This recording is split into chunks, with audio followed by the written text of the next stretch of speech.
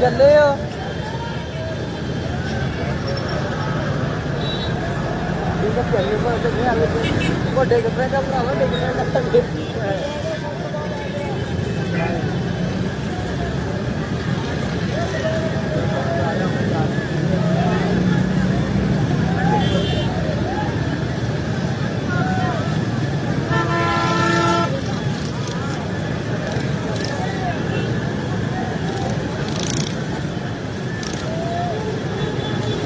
ਨਾ ਫੇਸਬੁੱਕ ਤੇ